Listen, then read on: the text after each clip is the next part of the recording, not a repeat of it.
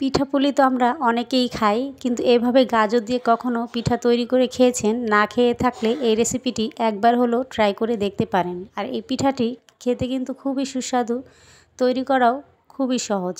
একবার দেখলেই যে কেউ খুব সহজেই তৈরি করে নিতে পারবে। আমি আশা করব আমার আজকের রেসিপি আপনাদের কাছে অনেক ভালো লাগবে। প্রিয় দর্শক, আসসালামু আলাইকুম। তাহলে চলুন রেসিপিতে চলে যাচ্ছি।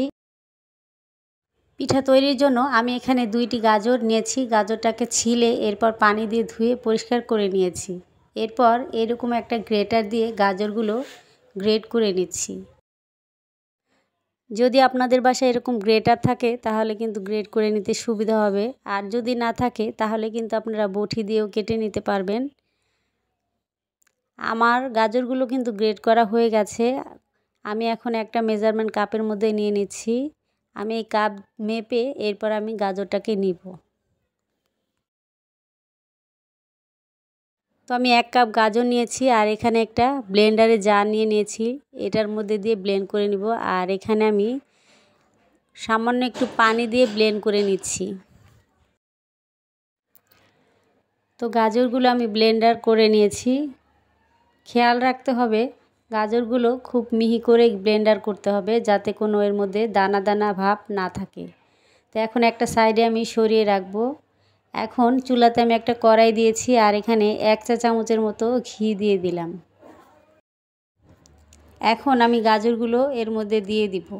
তো এই গাজরটাকে দিয়ে আপনারা নেড়ে চেড়ে 2 থেকে 3 মিনিটের মতো কিন্তু ভেজে নেবেন। যদি ভালো করে ভেজে নেন তাহলে গাজরের কাঁচা গন্ধটা কিন্তু আর থাকবে না। এই পর্যায়ে গাজর থেকে একটু পানি বেরিয়ে এসেছে। এখন এই পানিটা শুকিয়ে যাওয়া পর্যন্ত গাজরগুলো কিন্তু ভেজে নিতে হবে। তা আমি কিন্তু অনবরত নেড়েচেড়ে গাজরগুলো কিন্তু ভেজে নিয়েছি। দেখতেই পাচ্ছেন পানিটা কিন্তু এখন আর নেই। এখন এখানে আমি যে গাজর মেপে নিয়েছিলাম সেই একই কাপ দিয়ে কিন্তু পানিটাও মেপে নিচ্ছি। পানিটা আমি পুরো 1 কাপ দেইনি, 1 কাপের থেকে একটু কম দিয়েছি। তো পানিটাকে দিয়ে গাজরের সাথে কিন্তু খুব ভালো করে মিশিয়ে নিতে হবে। এখন এই পর্যায়ে আমি একটু লবণ দিয়ে দিচ্ছি। তো লবণটাকে দিয়ে গাজরের সাথে আবারও ভালো করে মিশিয়ে নিতে হবে। তো এই পর্যায়ে গাজরটা একটু বলক চলে এসেছে। এখন আমি এখানে চালের গুঁড়ি দিয়ে দিচ্ছি। তো চালের গুঁড়িটা কিন্তু আমি 1/2 কাপের মতো নিয়ে নিয়েছি। তো এই চালের গুঁড়িটাকে দিয়ে খুব ভালো করে সব কিছু কিন্তু একসাথে মিশিয়ে নিতে হবে। যেরকম আমরা ডো তৈরি করে থাকি ঠিক এরকম করেই ডোটা তৈরি করে নিতে হবে। এখন আমি ঢাকনা দিয়ে ঢেকে 2 থেকে 3 মিনিটের মতো রেখে দিয়েছিলাম। এই সময় চুলাটা কিন্তু একেবারে কমিয়ে রাখবেন। ঢাকনাটাকে উঠিয়ে আবারও একটু নেড়েচেড়ে মিশিয়ে নিলাম সব কিছু। খুব ভালো করে কিন্তু মিশিয়ে নিতে হবে।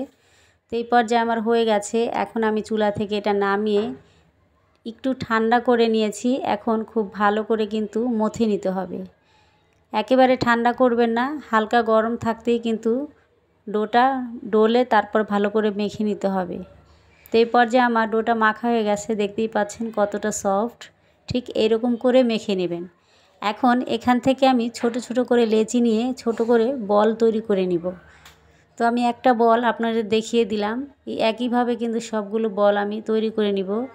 আমি আরও একটি বল আপনাদের তৈরি করে দেখিয়ে দিচ্ছি।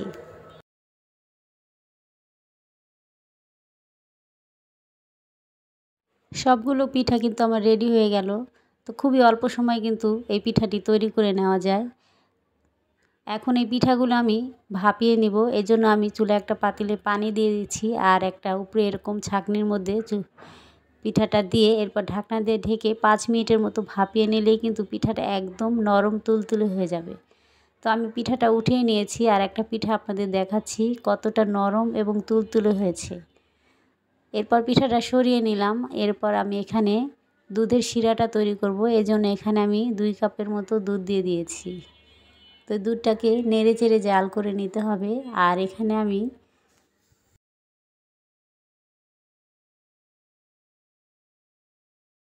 এখানে 1 টেবিল চামচ চালের গুঁড়া পানির সাথে মিশিয়ে নিয়েছি। এখন এই চালের গুঁড়িটা আমি দুধের মধ্যে দিয়ে দিব, যাতে করে দুধটা খুব দ্রুত ঘন হয়ে যায়। তো চালের গুঁড়িটা দিয়ে দিলাম। এখন একটু অনবরত নেড়ে চেড়ে মিশিয়ে নিতে হবে।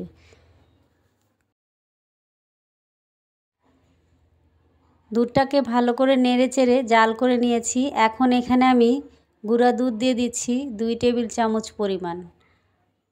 তো এই গুঁড়া দুধটাকে দিয়ে আবারও সব কিছুকে একসাথে মিশিয়ে নিতে হবে। তো সব কিছু দিয়ে আমি একটু নেড়েচেড়ে নিয়েছি। এখন এখানে আমি দিয়ে দিচ্ছি চিনি। এখানে 2 টেবিল চামচের মতো চিনি আছে। আর এখানে দিয়ে দিচ্ছি এলাচ গুঁড়া।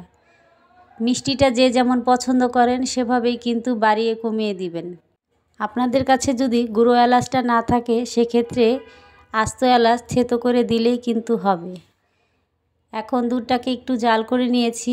এখন এই পিঠাগুলো এর মধ্যে দিয়ে দিব। সবগুলো পিঠা আমি দিয়ে নিয়েছি।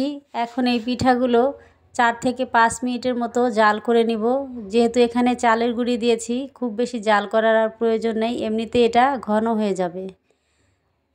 আপনারা চাইলে এখানে কনডেন্স মিল্ক দিতে পারেন, সেটা খেতে কিন্তু অসাধারণ লাগে আর মালাইয়ের মতোই টেস্ট হবে। পিঠাটা এই পর্যায়ে আমি 5 মিনিটের মতো জাল করে নিয়েছি। এখন চুলা থেকে নামিয়ে ঠান্ডা হতে দিব।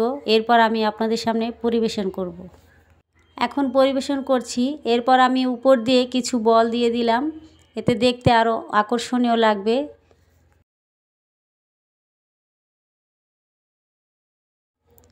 এখন উপর দিয়ে আমি কিছু বাদাম কুচি দিয়ে দিচ্ছি।